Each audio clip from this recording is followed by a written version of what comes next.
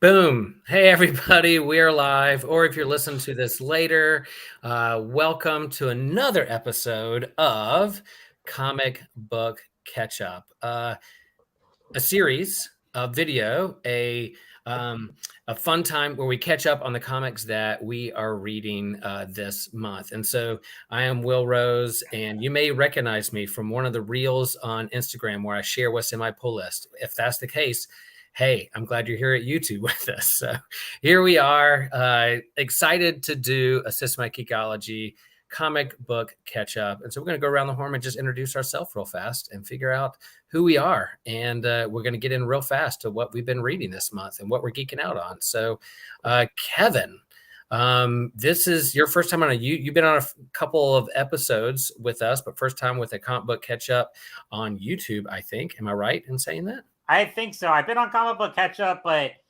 yeah, this is my first live stream, I believe. So Cool. yeah, happy to be here. Will is a good friend of mine from the NC Comic Con community. We have the same local comic book store. And Joshua, I've gotten to know through recording episodes, and it's been great. But yeah, I'm Kevin Schaefer, writer and podcaster. I work primarily in the rare disease disability space, but lifelong geek. And I've been on podcasts such as I was co-host of Joy of Geek for a long time, which if you want to see where that's at, my the original host creator of that, Rich Lepore, still does the Joy of Gaming now, so you can go check that out. And then I also co-created the Wednesday Lounge podcast, which has been on indefinite hiatus for a while, but it still is out there. You can still check it out on all the podcast platforms. And then I do stuff like this. So and I will be at GalaxyCon in Raleigh next weekend. So if anyone is there, I'll definitely be hitting up. I've got photo ops for Billy D. Williams, Karen Gillan, and Giancarlo Esposito. Hopefully none of them will cancel due to the actor strike. So that is my prayer right now. Well, it's kind of like the actor strike. Maybe they don't have anything to do, so more people will come to Comic-Con to hang out and make money taking pictures with folks and signing autographs and talking with fans. So if you see Billy D. Williams, just whisper in his ear that Will Rose said hello. Then I'm a big fan. I will. All right. Cool. Yeah. We've run in similar circles around North Carolina Comic Con, and it's one of those things where we have similar friends and algorithms when it comes to those things we're geeking out on. And we've even done a couple panels together at North Carolina Comic Con talking about God and comics that I hope that we're going to do here in November with Systematic Geekology as well. So GalaxyCon is huge, and I know our local comic store is going to have a presence there and sell comics and push NC Comic Con, and then they have a lot of good guests. And then I'm looking forward to November too, where we can hang out. So Kevin, glad you're here with us. Joshua, you're no stranger to Systematic Geekology and Comic Book Ketchup. What's up with you? Where are you tonight? How are you feeling? It's a little bit later for you. You go to bed a little earlier before this. Yeah. Before this. So because you wake up early, but glad you can hang out with you just couldn't resist hanging out talking comics with us. That's what it was. I work on yearbooks, so during the summer we're struggling, and part of that struggling is I don't have to work on Fridays, which sucks a lot of the times, but it's an advantage tonight.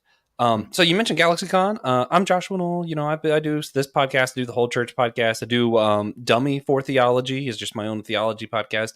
I was going to talk about God surfing with me next month on that, I think. Man, but talking about GalaxyCon, I have a friend who's going to be able to go. And it's right after she takes the bar. And I was going to try to get her to have this bottle of bourbon signed for me after I emptied it out. But I don't think I'm finish it in time. But also, signed. Ian Somerhalder and what's his name? Paul Wesley. The guys who did Vampire Diaries are going to be at GalaxyCon. And after they did the show, they're not brothers in real life.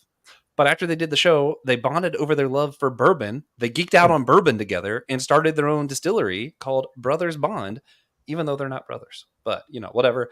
It's really good, actually, as far as bourbons go. Maybe TJ will talk about it on Drinks with Tejas one day. But it's pretty sweet. It's a good mixer, so I like it. I'm happy. Good origin story. But it turns out it comes signed, so I don't need it to be signed. They sign every bottle before it goes out to the I feel like it's probably like a preprint signature, but probably. I feel like it would look weird to have them sign it over their pre-sign.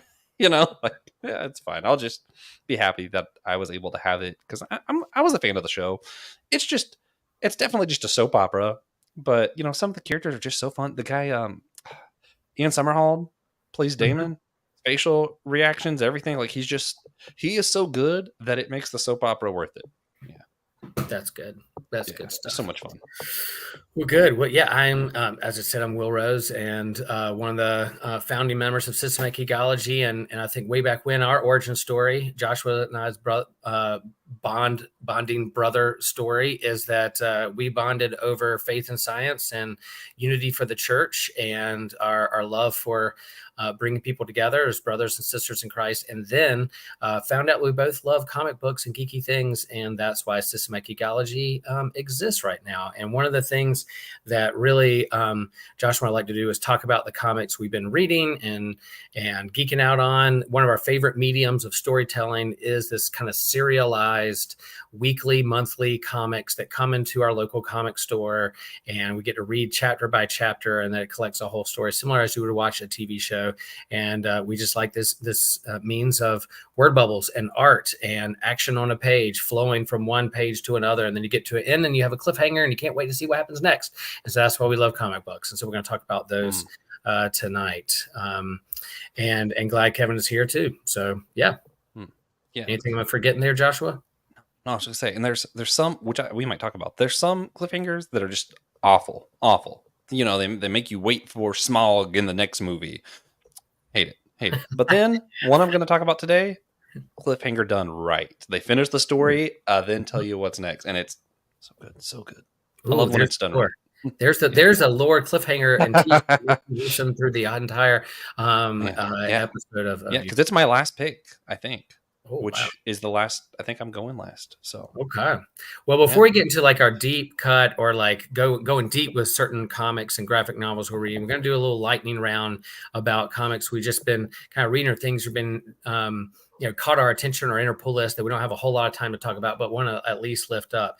And I'll start. There's a couple things that I've been reading. The kind of trope within comics is that you have these long legacy numbers. Some of these comics have been around for literally thousands of issues, but every now and then the big companies will reboot a number one issue so that people can jump on and read wherever you're at and kind of hunting down comics. And so sometimes it's frustrating for long-term fans to have reboots and restarts and a new number one, but that's what sells comics, and that business side of things, that's fine. But a couple of comics that had some reboots that I've been reading is Avengers number one and The Incredible Hulk number one. And now their legacy numbers are way up into like 800s, 900s, thousands of issues.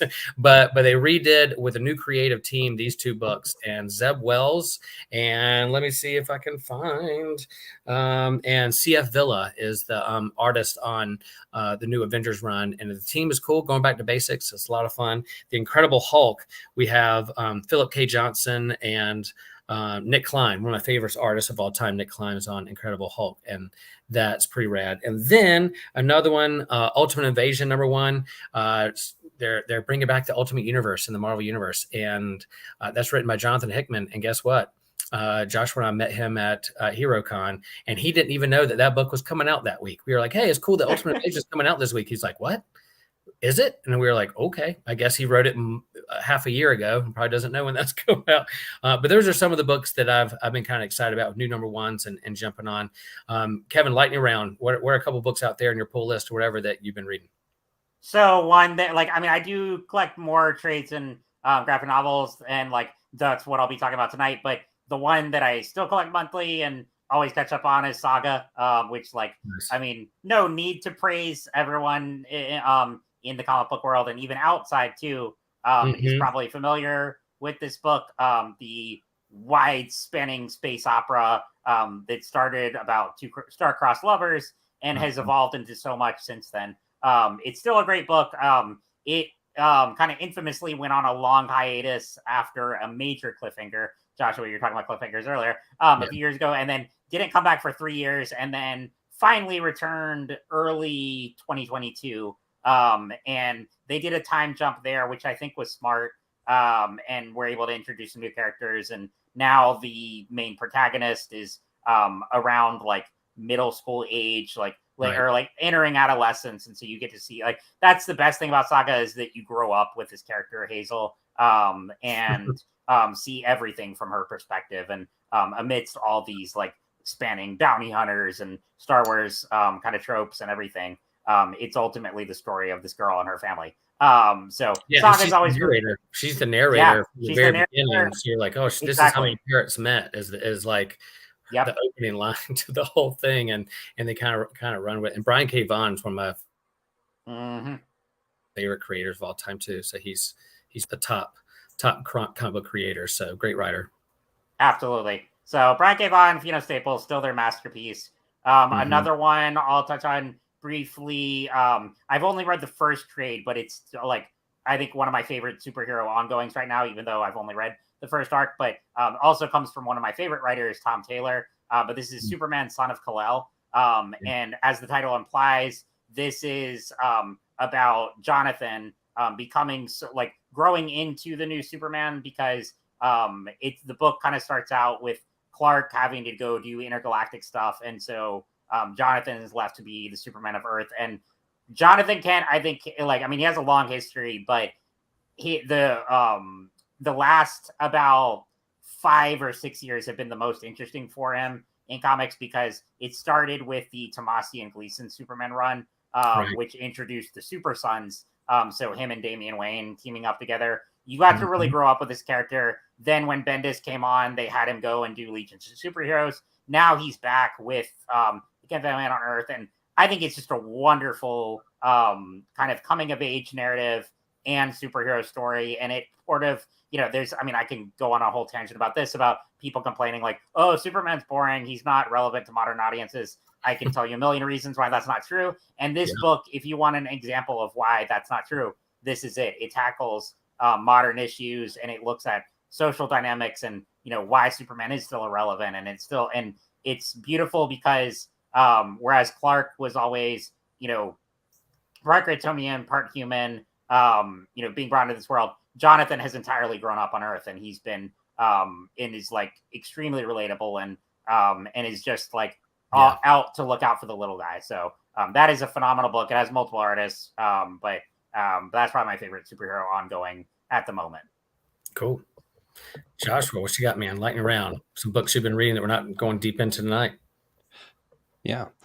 Ironically, one I was going to talk about is John Kent right now, The Adventures of Superman. I forget what issue number it's on right now. Tom Taylor does great stuff, but he, alternate dimension right now. He already explained what the character is, so I won't re-explain, but man, he's in a dimension where his dad, Clark Kent, might be evil. And he might have to side with who he thought was evil, Batman, and he might have got the alternate dimension version of his boyfriend in trouble, might be in trouble. We'll see. And part of why we know his dad is not the best in here is he might have, thanks to the Joker, ironically, killed Lois, and she was pregnant with John at the time, which is why he is not in this universe. Man, cool, interesting times just to see John Kent in this universe, see what he does, seeing him go up against a different version of his dad, kind of seeing that contrast. So much fun. Love that. Obviously, the stuff going on with Titans right now is great. They're solving the murder of Wally West with the help of Wally West. Right. You know how the Flash works. Some weird time travel. We're not really sure what's going on here, but we're sure it's not another dimension or anything. And Wally West is helping solve Wally West's murder. And there's some environmental stuff going on I could talk about for a while. Beast Boy was pretty pissed off at what happened to some animals in this ecosystem that got burned down because of some villain somewhere. That one's always fun. There's so many I could do. One other quick mention will be this was almost one of my 3 picks today. Probably should have been one of my 3 picks. It was much deeper than one of my picks, but Darkwing Duck is just so funny. I had to pick it, and I'm sorry. But Scar. Where's my drink? Every time he mentions Darkwing Duck or Kingdom Hearts, I should have had my drink nearby. Yeah. Do you need some bourbon? Yeah. Pass it through. No, but I should have picked Scar over Darkwing Duck probably. Issue 3, we see why the hyenas are the way they are in Lion King. Kind of get a backstory to them. Okay. We see some of their, motivation, some of the power, some of what made those 3 that we see in the movie stand out from the other ones. None of them are the queen. We get a little bit of the backstory for the hierarchy we see with the hyenas in Lion King 2 even. Man, it was so cool. It was honestly, it was really moving because you see this thing of like necessity, of hunger, of how the good guys we see in Lion King were actually forcing these hyenas to starve. Of course, they went evil. If the good guy's trying to starve you, what do? You fight the good guy. Yeah, man, it's so good. That's so good. Yeah. That's good. I'm gonna do. I like to share comics with Joshua, lure him to spend more money. One Don't do that to me. Is The Hunger and the Dusk. Ooh. The Hunger and the Dusk. This is G. Willow Wilson writing a fantasy story, and you sold me already. Humans I'm and sold. orcs who are enemies have to come together because there's an external threat, so they come together. So, man, great first issue. And then another one. Here you go. Oh my goodness, we have Godzilla. Here are the dragons. Here there are dragons. So it's a pirate book with Godzilla. Man. It's pirates and Godzilla together.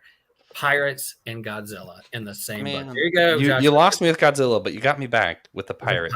Man, we also probably could talk about Clobber in time. The Thing teaming up with Dr. Doom. There's so many good ones. Many good ones right that now. Is a it's limited a good time to be a geek. Went 5 or 6 issues. That's over now. That's going to be into a trade at some point, and that's going to be a trade. Kevin, if you haven't read that yet, when it comes in trade, you will absolutely love it. It is, if you like the Fantastic Four at all or the Thing at all, they do an Old Man Doom. I don't even care about the Fantastic Four. It was great. Old Man Doom in that is just one of the most best characters in a long time. It's so good. Oh yeah, cool. So all right, so we're ready to go a little deeper. Yeah, let's do it. Let's go a little deeper. We're going to go into our picks. So each of us picked 3 comics or a graphic novel we want to talk about, go a little deeper about it, and that's what we're going to do. So I'm going to go first, and I'm going to talk about Thor 35, legacy number 761. And there's the kind of cover at the top, a Nick Klein cover. And I got an alternate variant cover for 35 as well with Daniel Warren Johnson. And the cover's so good. Love Daniel Warren Johnson. But so this series has wrapped up. It's rebooted with the number 1, went 35 issues. It started out with Donny Cates and Nick Klein on this book, and he had some big ideas that he rolled out. It's some big kind of holy crap, last page, can't believe that's what I'm seeing kind of stuff in this book. But then Donny Cates had some personal things going on in his life and had to step away from comics and from this title. So they brought in guests, authors and writers to kind of keep it going. Torin Groenbeck was one that kept the ball rolling. And in fact, friend of the show, Ryan Doe's, we just interviewed Torin on Across the Bifrost not that long ago. You can go back and find those. I was talking about this particular issue, and there's a lot of big threads, and some of it, because you have a change of creative team or writer, it can be hard. Like, how do you tell your own story but still respect the story the person wanted to write, and how do you finish that, but also put your own stamp on it? So it's a little. I'm a big Thor fan, love Thor. I always collect Thor, but it kind of sputtered and looked like it was gonna kind of just really kind of go downhill after kind of creative teams had to go. But Torin really kind of nailed the final story and tied in the loose ends. There's some timey-wimey backwards and forth. There's a time storm that had Thor going back and meeting his granddad, and then trying to figure out, he had like a half sister, and he had to figure out Doom shows up, and then all of Valhalla was empty, and they couldn't figure out where all those souls were, all this kind of stuff. But then ended up landing at the end, and so it closed the story arc. And now they're going to reboot with a new number 1 called The Immortal Thor coming out here in a few months. And there you have Al Ewing and Martin Kokola, which is a friend of Ryan Doe's and myself. We've interviewed a few times on other things, and he's now the main artist on Thor. We could not be happier. He couldn't ask for a nicer guy. I would love to get him on Systematic Geekology at some point to talk about what his ideas and what he's creating with this new book. But yeah, it was a good close. And man, if you like, I mean, Torun's from Norway. She's Norwegian. She's heard these Norse stories and Norse mythologies since she was a little girl, told by her parents, and passed around like her culture. And so she's able to weave in some, like I can't pronounce his name, but there's a legend of the reason we have wind is that there's an eagle that's flapping its wings. Since whenever you feel the wind, there's a giant eagle flapping its wings in the sky. It has his name, and that's the author of the wind. And Thor battles that giant eagle at some point. It's just so cool. So that comes to an end, and there's going to be a new immortal Thor, similar to what Al Ewing did with Immortal Hulk, which is people love that run. I didn't read it as much, but heard a lot of good things about it. Kevin, did you ever read Immortal Hulk? I've read the first volume. It's a great book. Yeah. He leans into the horror aspect of it. So yes, I'm curious what he's going to do with Immortal Thor, but that's what's coming out next. And so, yeah, great book. When I collect it in a trade, go do it. But I love it. They also put the legacy number there too, so you can see how long this has been going. Up next, we got drink your drinks, y'all. If you're playing my drinking game at home, Darkwing Duck number 6. Joshua, what you got there? Oh, you're muted. I can't hear you. Yeah, I had Batman 1889 as next, so I was not prepared for this. I got to flip through a little bit here. Okay, we'll go to Batman 89. I'm ready for it. Okay, well, I'll go back to Batman 89. Kevin, you're leaning into the graphic novels. This was single issues, but collected it into a full story graphic novel. What you got there? What stands out there for you?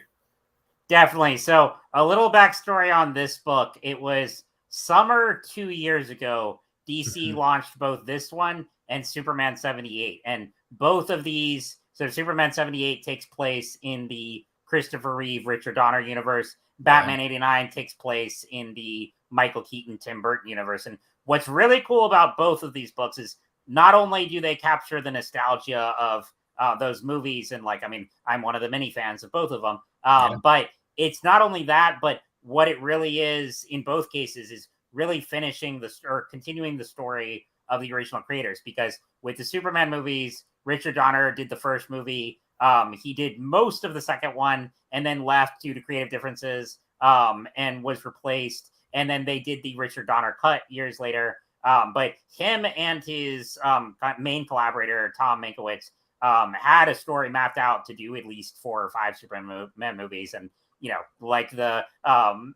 were studio differences, there were creative differences, so they left. Batman 89, similar story. Tim Burton did Batman and Batman Returns, and then he famously left, and Joel Schumacher took over and had a completely different vision, and he did Batman Forever, Batman and Robin. And I'm not even going to get into any of that, but there's also a quick side note. There is recently revealed a Joel Schumacher cut of Batman Forever, which I pray they will release at some point, because Kevin Smith has a copy that a fan gave to him. I really hope that Warner Brothers just releases that, because from what I've heard about it, I'm like, oh, I want to see that. But anyway, he talked about that on his podcast. Kevin Smith talked about his podcast a little bit, but that's good stuff. It sounds fascinating. I really hope they do something like them, and because there's a Richard Donner cut of Superman 2, which I have, and I'm a nut for all that stuff. So cool. So with Batman 89, this comic is very much what the third Tim Burton movie would have been. And what's really cool is they got the screenwriter of the 89 movie to write the comic. And so back when it first came out in issues, I read most of it then, really loved it, and then really just wanted the hardcover once it came out, just so I could experience the whole story. And it is delightful. I think this is really any Batman fan should read, but especially if you're a fan of the Keaton, Tim Burton movies. It's a delightful continuation of the story, because Batman Returns, not that it ends on a massive cliffhanger, but it still leaves you wanting more. And and the third movie was going to introduce Robin. It was going to have Billy D. Williams, Harvey Dent come back and become Two-Face. And so that's what this comic gets to do. Bring Catwoman back, all of that. And there are so many things I like about that. I don't want to spoil the whole story for anyone, but I'll break down just some of my favorite parts. So first of all, with Robin, what I really like about this is that it's an original character created for this. It's not Dick Grayson. It's not Tim Drake or Jason Todd. What it is sort of a culmination of those, and even something we haven't seen before. But Marlon Wayans was going to portray this version of Robin in Batman 3. The character's name is Drake Winston. He comes from an area of Gotham that is sort of like the projects where people on the lower end of socioeconomic status are relegated to. And so there's this idea of like there being two Gothams, and like and this is also where Harvey Dent originally comes from, but now he's joined, you know, the elites, and a lot of the people from this from his home feel like he's kind of turned on them and is like, oh, you're hanging out with Bruce Wayne and all the elites there. So Drake Winston comes from this area. And what's really interesting too, I think I talked about on a previous episode that I've been rewatching Arrow, partly because I also plan on meeting Stephen Amell at GalaxyCon. But there's a lot of parallels between like Drake Winston and Roy Harper in that show, and the relationship that he forms with Arrow and like Drake forms with Bruce Wayne. So I really like the dynamic. I really love the character. I think they did a great job with them. It's another one that like, oh, I wish we could have seen that. I think Marlon Wayans would have been perfect for that. And so you have that. Again, you also have Harvey Dent is a big player in this. You know, everyone knows the Two-Face origin, but they still do different things to reinvent the narrative a little bit. One of the biggest things here is that, and this isn't a huge spoiler because it happens early on, Harvey Dent in this universe is dating Barbara Gordon, who has a very distraught relationship with her father, Commissioner Gordon. And that adds a really interesting dynamic there. And then, you know, there are still beats of his origin that follow the one we all know. You know, of course, he, you know, is like in an accident, gets his face scarred. And, you know, we know the Two-Face story from there. But this is just a great book that, again, I wish this had been the Batman 3 we deserved. But nonetheless, it's really cool to see this, you know, in its entirety. And I should mention the artist is Joe Quinones. I think that's how you say it. He's been a long time comic artist. Wonderfully rendered here. I mean, you can see even just from that cover there, that is straight out of the Tim Burton vision of the 89 films. And it captures that aesthetic so well. It's 6 issues and, you know, it leaves it on a great note. And I like exactly. Oh, it's so good. I could just stare at that all day. And like, and what I like too is I think one of the best, I mean, I know there's different opinions of the 89 movies. And even though like, it's weird because I grew up on the animated series and then, you know, I mean, Christian Bale was like my main Batman at the movies, but nonetheless, I watched the 89 movie and Batman Returns as a kid very early on, really loved them from a young age. And then I heard everything from the generation that saw it then to, oh, I love that movie, to, oh, that was like one of the worst things they did to Batman. So like, there's varying opinions of it. I'm a big fan. But what I like about this story in particular is that it builds on the existential issues that are hinted at in Batman and Batman Returns and delves into it more. You know, does Bruce want to be happy? Does he want to eventually have a family? And, you know, like any good Batman and Robin story, you see the mentor-apprentice relationship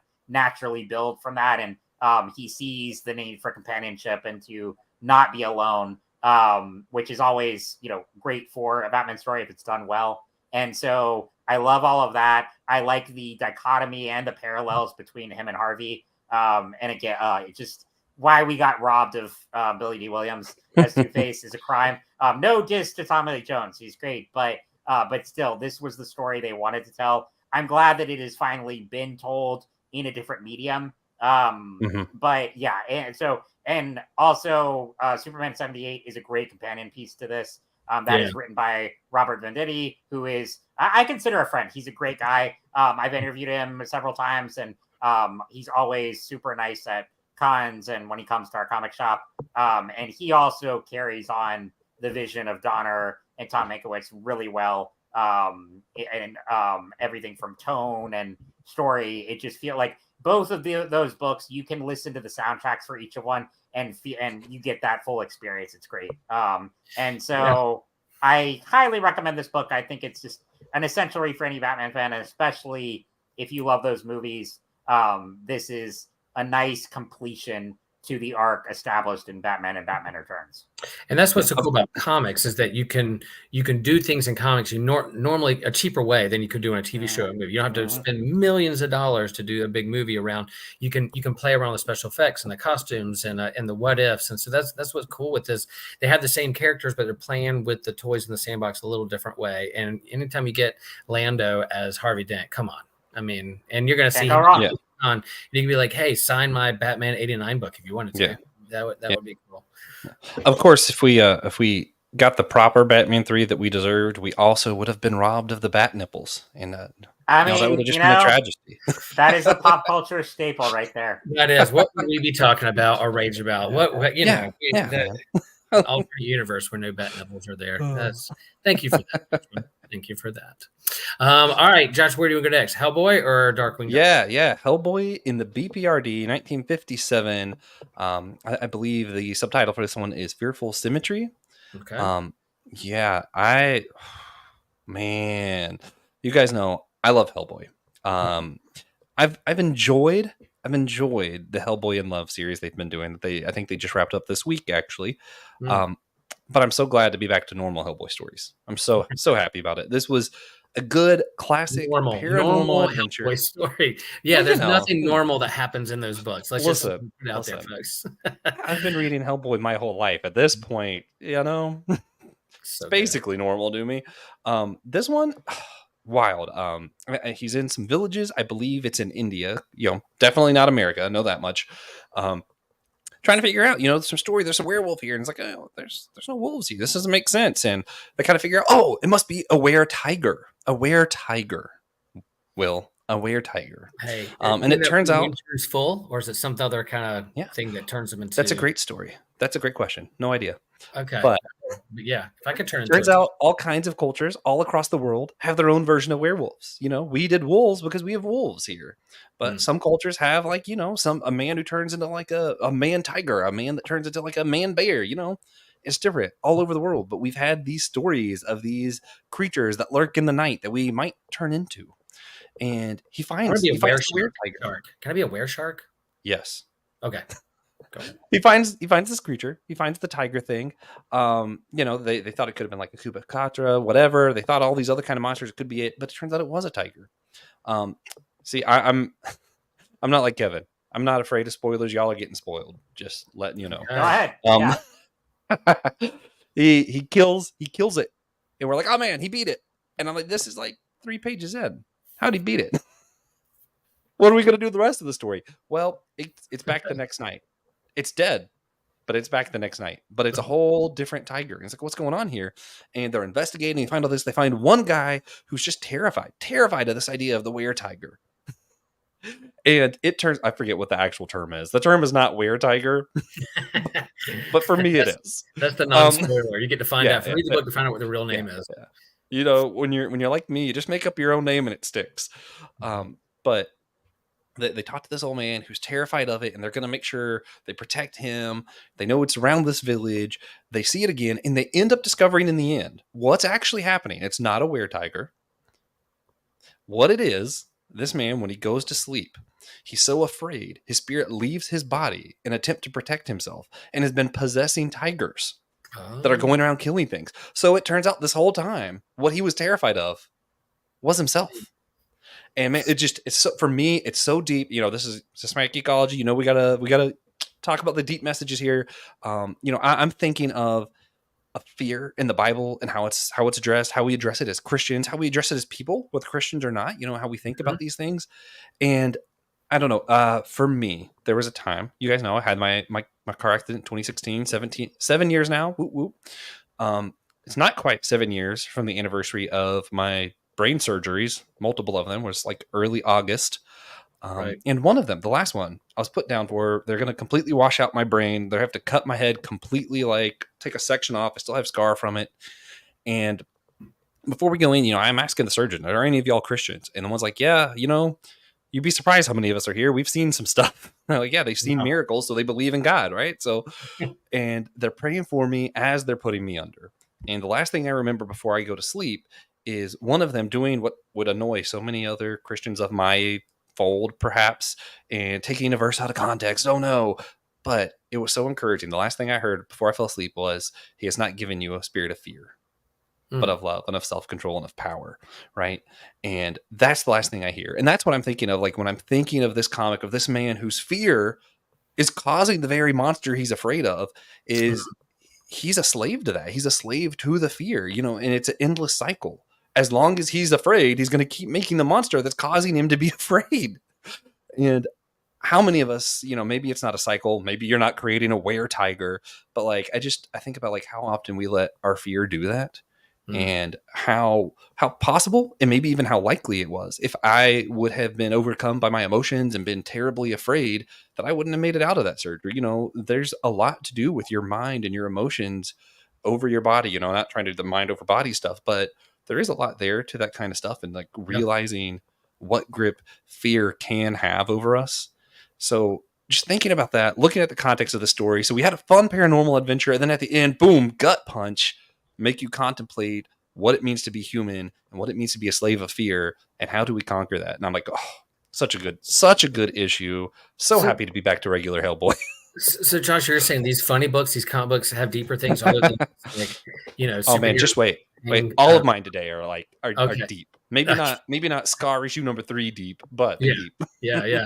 And again, like, Hellboy is this like supernatural demon, from hell, son of Azazel, who comes into our world and who's saving us from the demons and monsters around us. And so there's some spirituality there. There's depths that what it means to be human. What are the monsters that we face? But that whole like personification of fear, you can talk about this kind of transformation into a monster, and who am I, identity, who am I? Those kinds of questions happen when you talk about all the way going back to Dracula and werewolf and Frankenstein, all those things.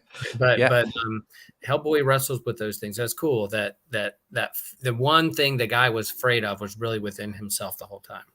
Oh yeah. And even recently we talked about Ghosts and Demons for a live pod that we were able to record in Temple's Edge, Matthews, North Carolina. Shout out to you guys. Yeah. And I reread Hellboy in Hell, one of my favorite series of all time. And I was reminded of Hellboy's own identification and backstory, right? Like, he is the son of Zale. When he comes to hell, everyone flees because this is the true ruler of hell. And why was he not in hell the whole time? Why was he in the human world? Because while he was being born, his mother was in the pits of hell, about to be executed, and saves a prayer, gets saved.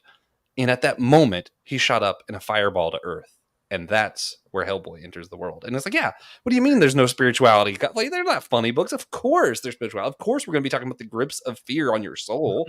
That's what Hellboy is. That's such a good character. And so many Christians are just afraid because, it's Hellboy. Oh, he's got a bad word in the name. Yeah. Come on, guys.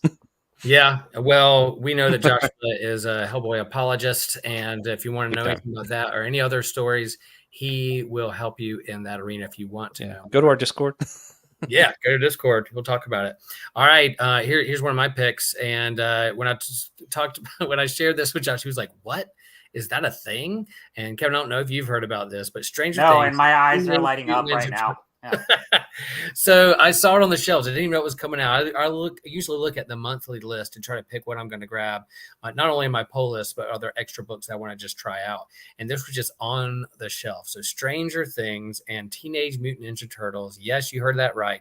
There's a real team up. And so the premise of this is that, and look at that cover. So you have like the Stranger Things crew there in the real world in New York City, and the upside down you have the turtles, the mutant turtles. And what happens is that our Stranger Things crew, the characters we all love, go to New York on like a field trip. And so they're hanging around. And of course, on the subway, this thing scurries by somebody. And they're like, oh, rats. And it ends up being a Demogorgon, not a rat, a Demogorgon. So they're like there. 11 shows up. They start to battle these things. And all of a sudden, out of nowhere, the Teenage Mutant Ninja Turtles hops to the scene to help them defeat this thing. And they're all looking at each other. And their turtles are like, why aren't you guys freaked out about us? They're like, we've seen a lot of crazy things. You're the least crazy things we've seen. I can't believe that there are turtles and they're mutants and they're ninjas. So they hang out. They kind of do this quick kind of story in their living room. And then Splinter shows up and they're like, what? A talking rat? Okay, I guess so. We've seen Stranger Things in the world. And so so they team up, and it comes to find out there's a scientist that was there in Hawkins that was with 11's papa, who are now doing experiments in New York on the Demogorgons. And 11, or he knows who 11 is. She doesn't necessarily know who he is, but he's like, oh, 11, your papa told me a lot about you. It's kind of the cliffhanger. And then, all right, what's going to happen next? But the art is super good. The banter, the creative team. Let me see if I can find the creative team real fast, because I want to give props where props is due. But I think it's, Chidduck, Cameron Chidduck and Pharaoh Pei are as the creative team, and they capture the voices and the art really, really well. so yeah, if you're a fan of either one of these genres, pulling them together, it was a good one. So that's what guys got questions, thoughts. What are you thinking? Man, that's I meant to mention. Go ahead, Josh. Oh no, you go ahead.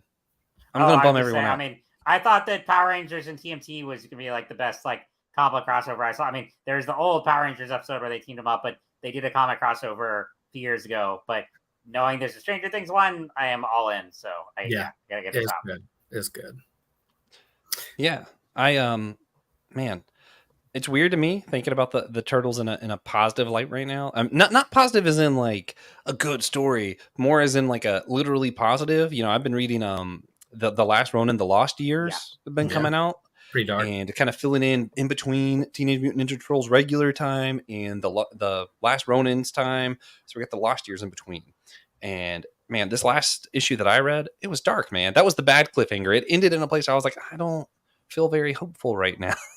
Yeah. You know, he's dealing with like PTSD and trauma, and we're thinking about these deep ideas. And then it ends on a moment where I'm like, I don't feel good after reading this. And I don't want to wait till the next one. I kind of just want to not read. A lot more light. They capture the kind of the banter of the turtles and then the Stranger Things. And I'm really looking for that Teenage Mutant Ninja Turtles movie cartoon. The animation looks great. And kind of being fun teenagers and getting back to that aspect is going to be great. So I couldn't. This is a team up also with IDW and Dark Horse Comics. So both of those, they're collaborating together with that. So that's pretty good stuff. That movie coming up looks great. The way I was going to bum everyone out is I probably won't get this one, but just because I don't usually like the Turtles, I happen to like the Last Ronin stuff, and I just don't at all like Stranger Things. It's just not my vibe. It's not that I think it's bad. It's just kind of nostalgia berries for a time that I'm not very nostalgic about. So I hear you. You know, you are known to Josh with the bad opinions. Yeah, that's true.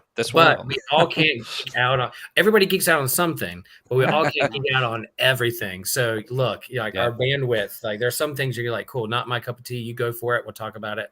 Those kinds of things. So, all right, next one. We got a few more to do and not a whole lot of time. So let's get through these. Here is Darkwing Duck number 6. If you're friends at home, take a sip of your bourbon or your Spindrift or your Mountain Dew, because here is Joshua geeking out about Darkwing Duck. Oh, man.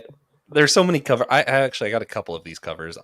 It's actually issue number 5 I'm going to talk about. I haven't caught up to issue 6 because I'm poor. Yeah. But talking about Darkwing Duck, issue number 5, 4 left off in one of the cliffhangers I didn't love. Right? We see there was a real bad guy behind all of this the whole time, and then he's going to run off and he's going to let Gosling is going to help this time. So we got Drake Malfoy. It's not Drake Malfoy. We got we have Drake. We have Gosling, his daughter, and they're going to go on a mission. They're going to stop Dr. No Good, or I can't remember the guy's name right now. But man, even the beginning of issue 5 starts off so strong. I was in love. So we all know the Darkwing Duck stuff. If you grew up in the 90s, you love it. If you didn't, you're like, why do you guys like this?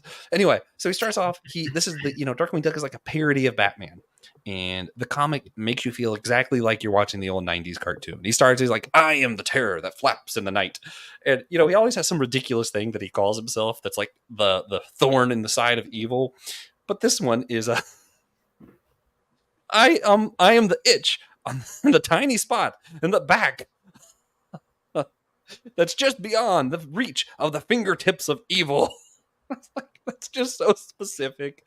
Amanda Dibert writes this. She is so good. The Darkwing Duck lines, like that is Darkwing Duck. You can't say anything like that. That's it, man. And I'm not reading this book. I'm not a Darkwing Duck fan, but man, the fact that Joshua is tickled by this and giggling at this brings me joy. So that I'm very happy. I laughed so much, man. I was like, I had a blast. The illustrator Carlo Lauro, beautiful illustrations. It even has it just has 90 vibes. I mean, I don't know how else to say it. The humor in this one, I can't get over. The lines are just so well.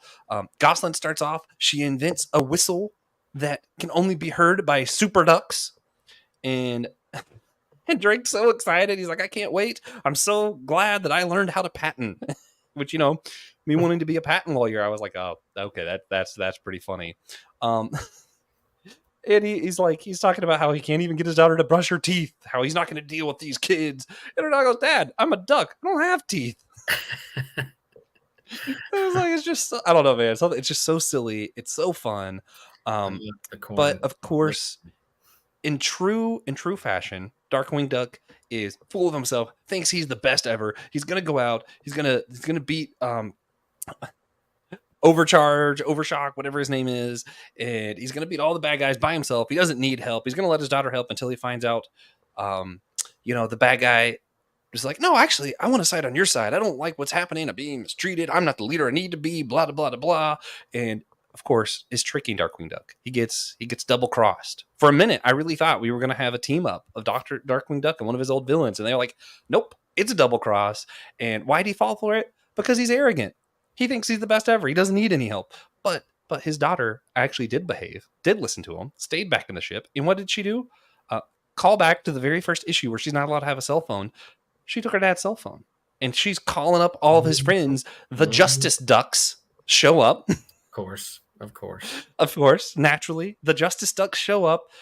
In the end, he wins. But there's one line that I thought was just, it got me. I was like, yeah, that's what this, like they give you the moral on the face, right? And one of the bad guys, one of the I forget if it's like the Fearful Five or something.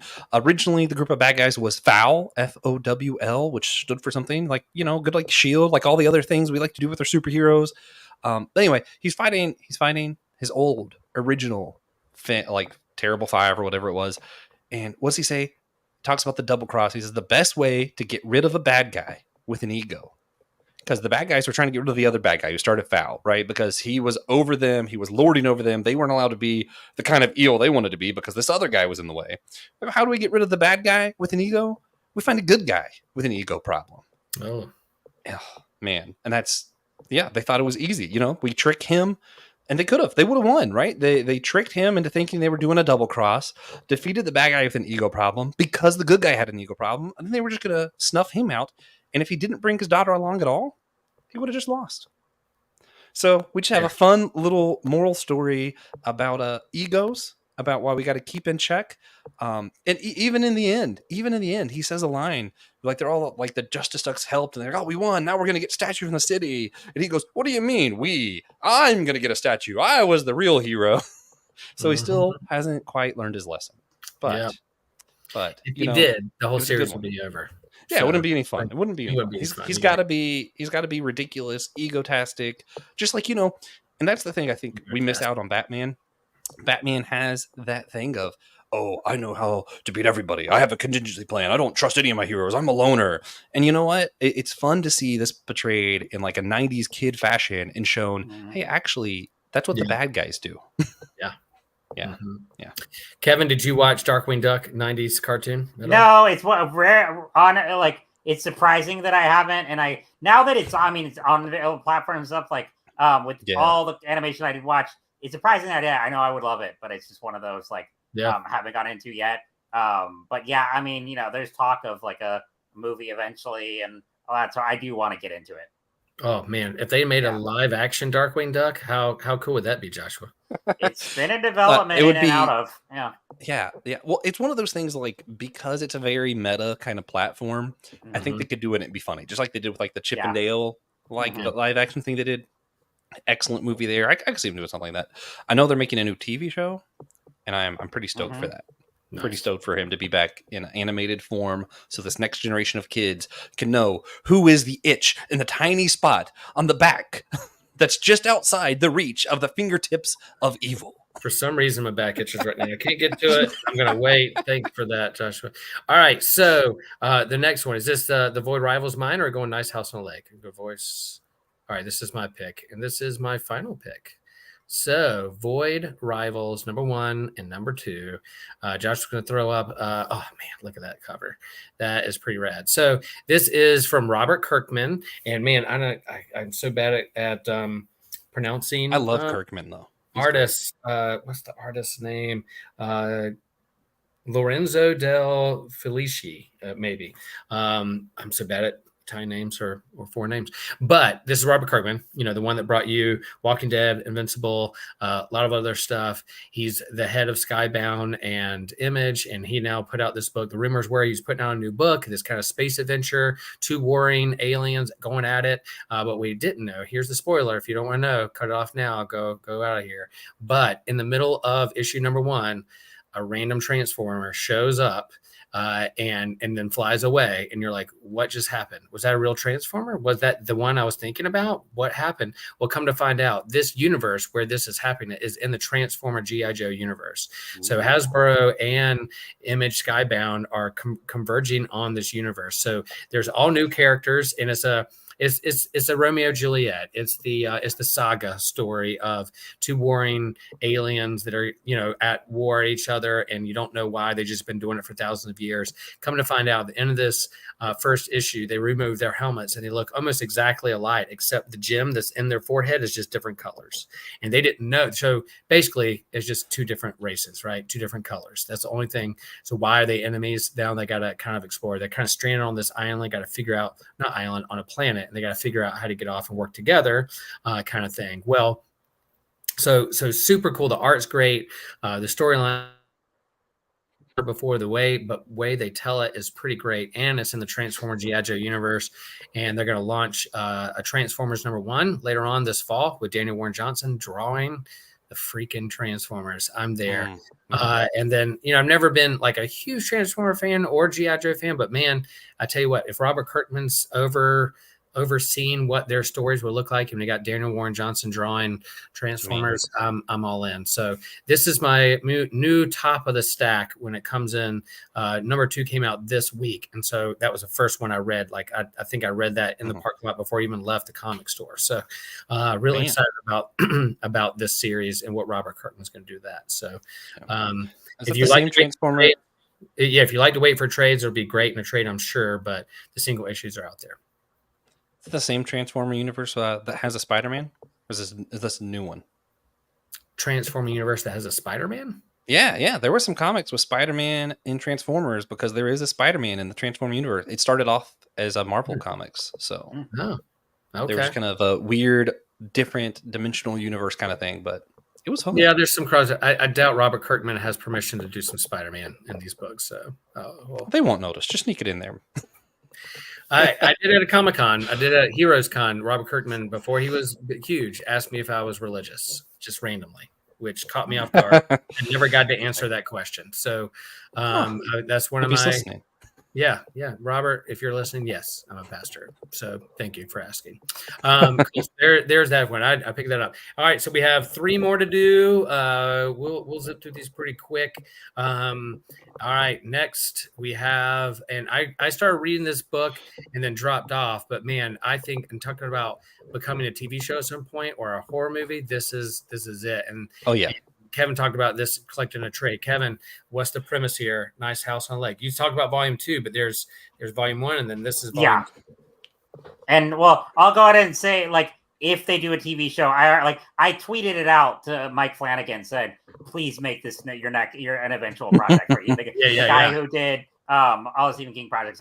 But anyway, Nice House on the Lake is a book I've evangelized for a while. And I've talked about it on this show before. Not one for the kids, as you can see from the cover here. But as far as one of the deepest, most exhilarating books out there right now that has so much to say and is especially relevant to a world where we've lived through a pandemic. And it's obvious that it's very much a response to that. This comes from writer James Tinian IV, and the artist is Alvaro Martin. Oh, no, wait, I'm gonna look it up. Hold on. I want to get this right. I can pronounce it, but Alvaro Martinez Bueno, who is phenomenal. The premise is that there is this guy named Walter who invites different people from various stages of his life. Some he knew in high school, some he knew in college, one that he dated, invites them all to a luxurious lake house for a weekend or a week, whatever he says is initially on the plan.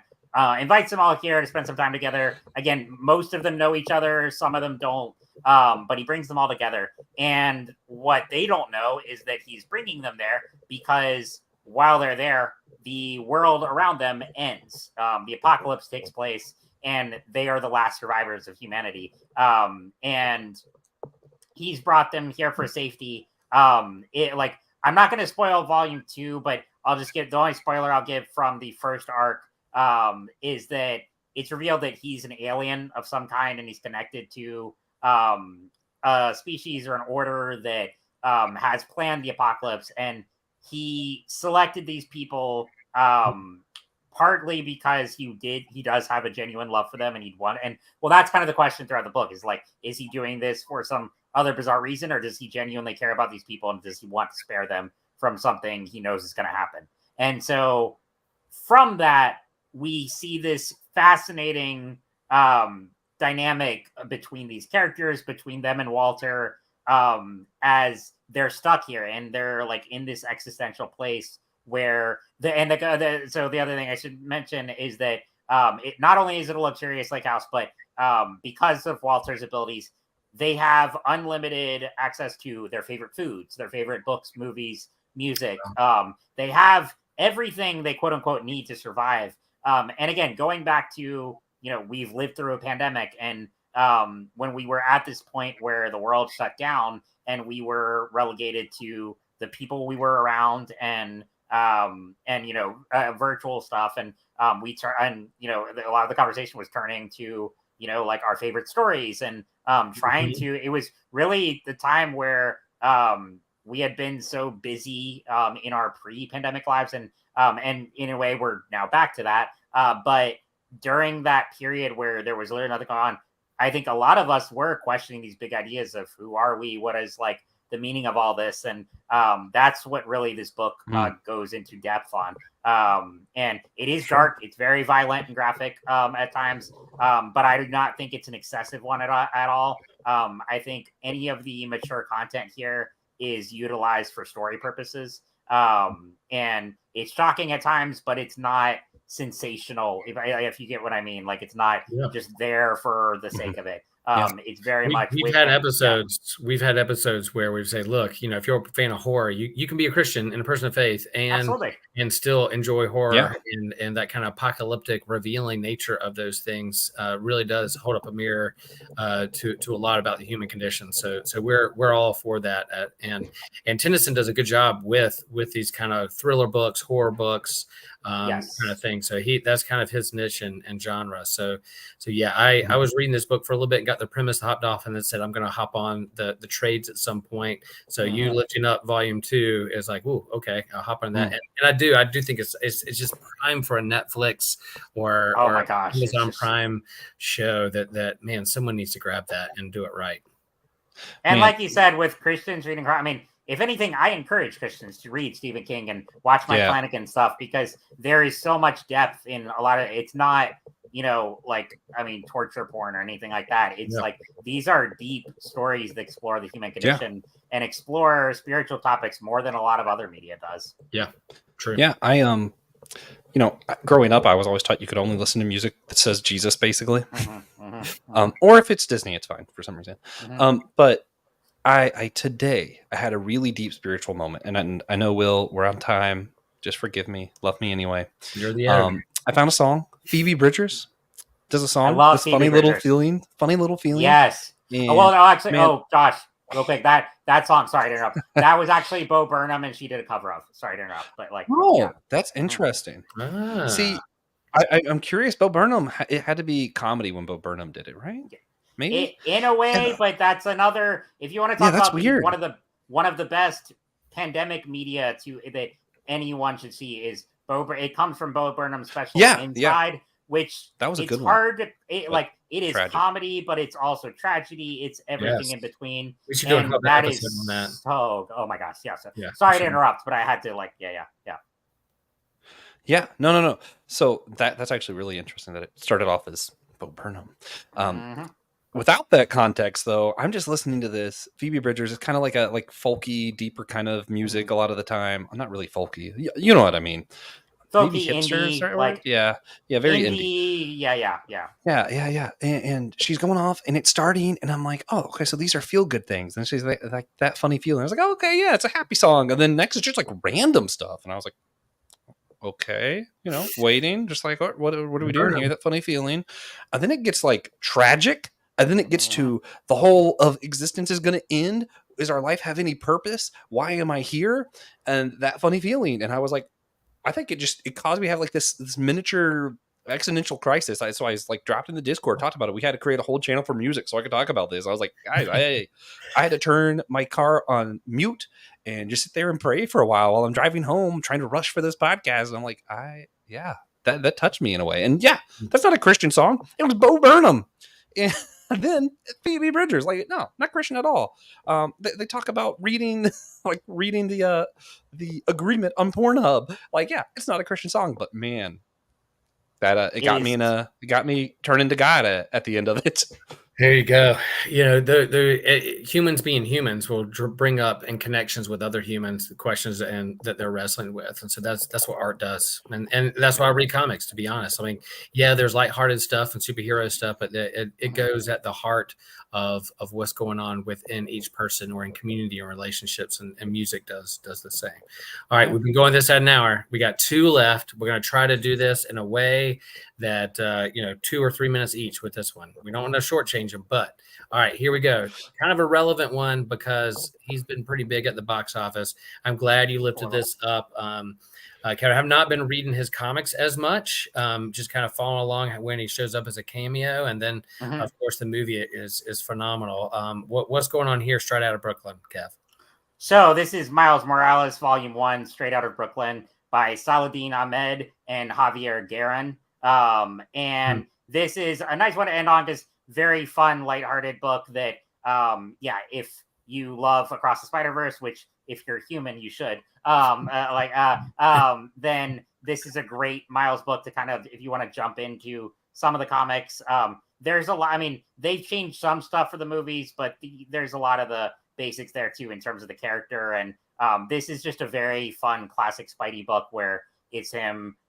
He's been Spider-Man for a while, but he's still trying to juggle everything about teenage life, relationships, high school, all of that. And this first volume, the first arc tackles, he teams up with, oddly enough, Captain America and Rhino to stop a villain who has been kidnapping kids and turning them into robots. Again, classic Spidey stuff here. And then meanwhile, in his personal life, he's like, has a crush on this girl. They're sort of dating, but she knows he's hiding something from her. And he has that classic like superhero question of like, how like I need to protect the ones I love, and I can only tell so many people, but she's coming into is it the time to tell her? Wrestles with that. There's also a really fun standalone issue where he has this vice principal who is very much based on Rooney from Ferris Bueller's Day Off, who is on his case all the time and is trying to nab him.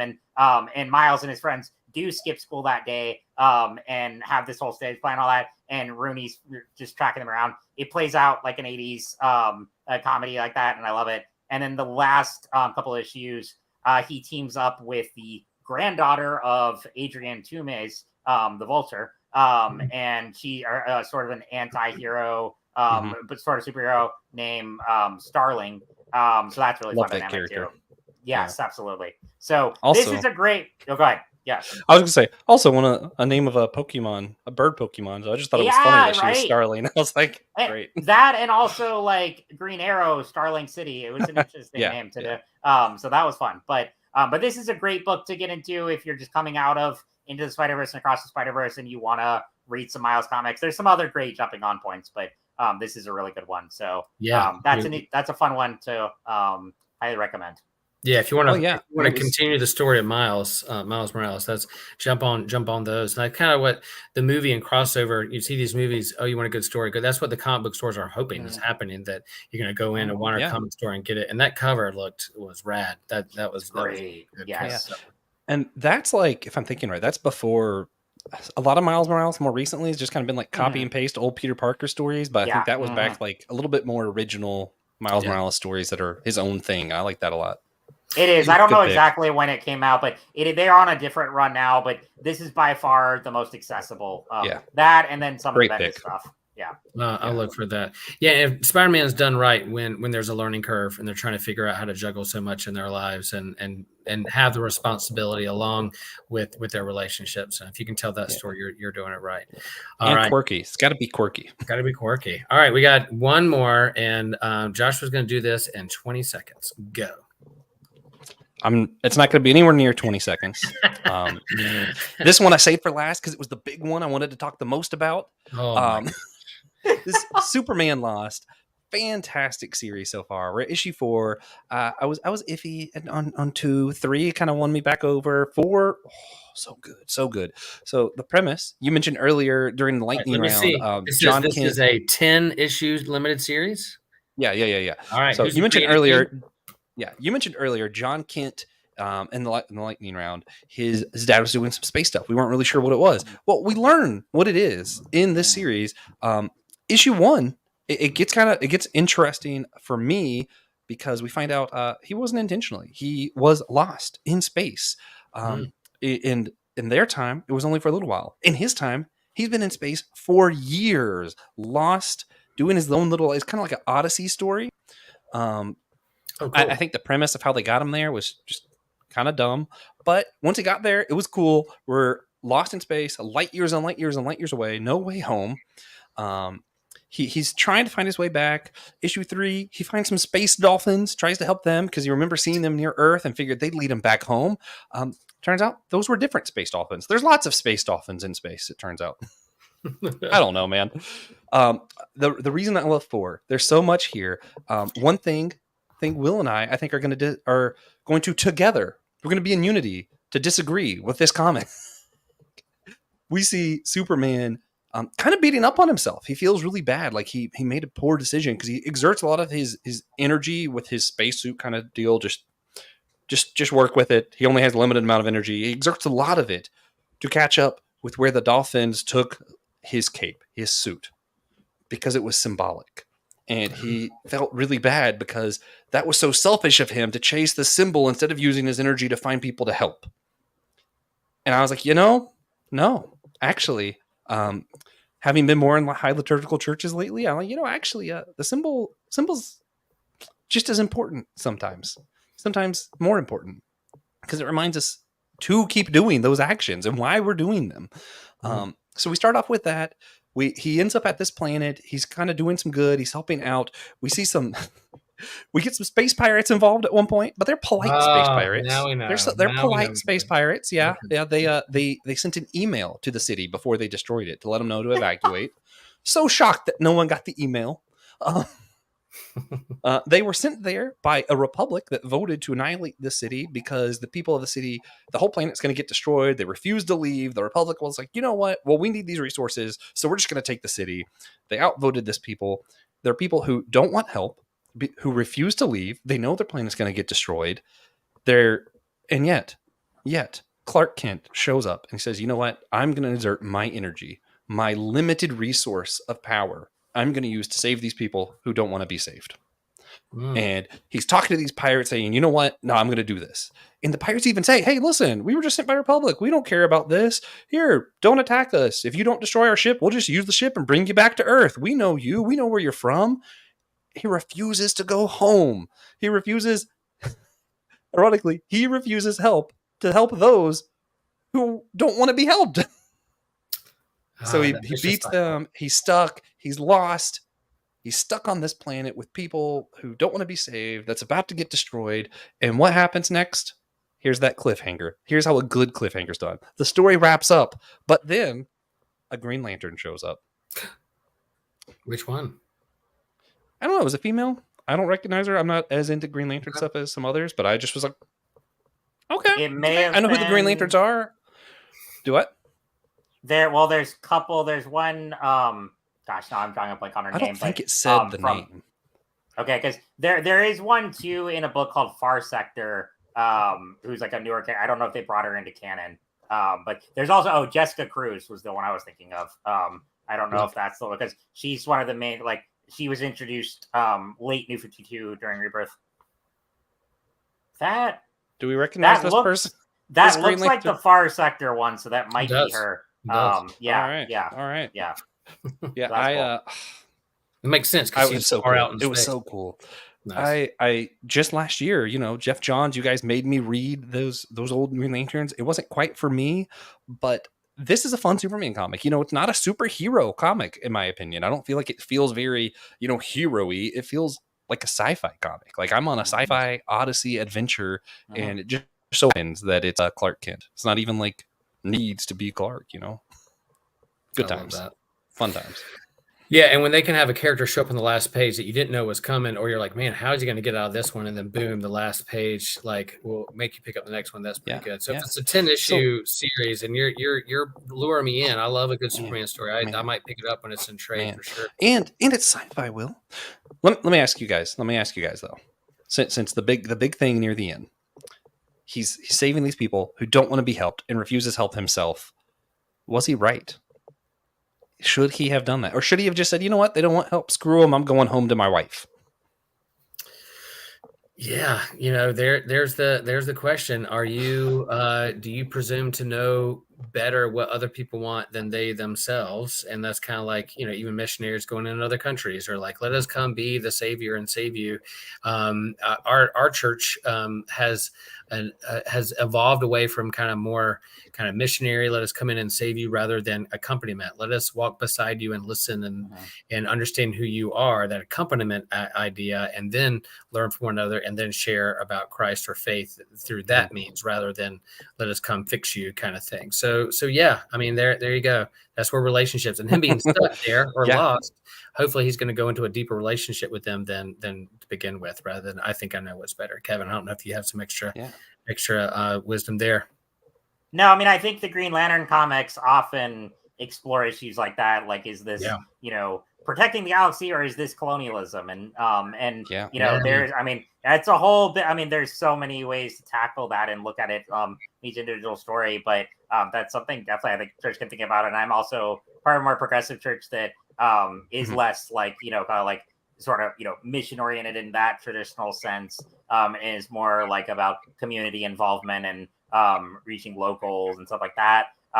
So I don't want to bash like people who do side of foreign missions and everything, but yeah, that is a question definitely worth asking and pondering. And I think there is a difference between being there for other people and then presuming to know everything and trying to I'm gonna disagree slightly. I'm gonna give a little bit of a different answer. I think for me, if they were refusing help and you helped them anyway, that's where I draw that line of like, that's colonial. Like, I don't like that.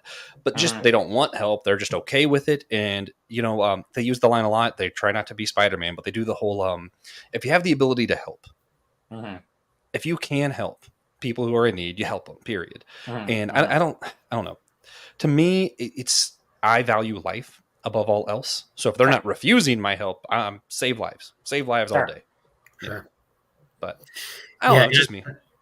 Yeah, I think Kevin's right in terms of Green Lantern. It was interesting that Green Lantern shows up at the last page of that book, that Green Lantern's being the space cops and going to other sectors and going to other planets, and like, are we coming in just to fix you or enforce our will upon you, or are we there to kind of serve and protect? So those comics do a good job with that. So interesting that this comic lifts up that question, and then a Green Lantern shows up. It's a good connection there.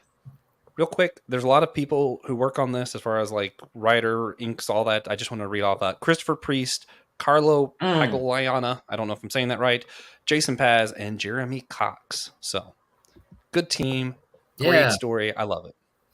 Yeah, and with all these, we're not lifted, like we mostly lift up the authors and the artists, but man, there's so many teams. The colorist, the inker, the letterer. I interviewed a letterer with Ryan, and Josephine was talking about like the art of placing where to put the word bubbles, that you're not getting in the way of the art and let that flow. Reads well. So there's an art that comes to where you put the words and narration on the table. And there's the editors and there's the whole team. You look at that team as, it's a 22-page comic book that costs $3. And then you look at the people on the inside, the creative team, and it's like sometimes 10, 15 names that have worked on this book, which is nuts. So yeah. Oh, look at that beard. There you go. Look at the beard. Look at that costume. Man, that's pretty good. Christopher Priest does good stuff. He had a good run on Black Panther too. So, all right, cool. All right, so we're gonna wrap up. Man, we talked some comics, and to be honest, we could talk more comics if we really wanted to. I'm being the bad guy by looking at the time. But we'll do this again. There are other comics. The comics keep coming every Wednesday, New Comic Book Day. We'll collect them in trades. We'll share them with you guys.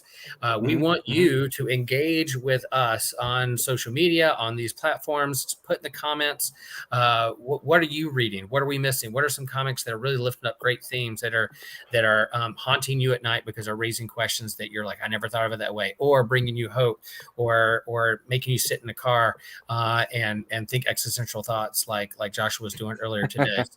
So, engage with us. Let us know what you're reading and what's going on. And we want to thank our patrons. This is a patron episode. All those who are out there who support us. If you want to support us on Patreon, where should they go, Joshua? Where do they go to sign up? Yeah, patreon.com/systematic geekology. You get these live.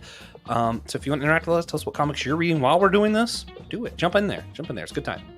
Yeah. And there's many ways to engage with us on social media and with our Captivate website. Share with a friend.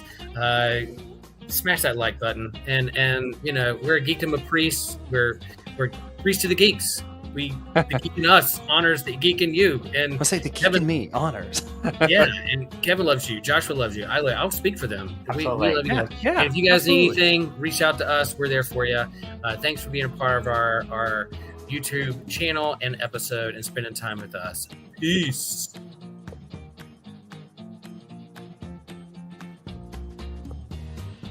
You can just end it.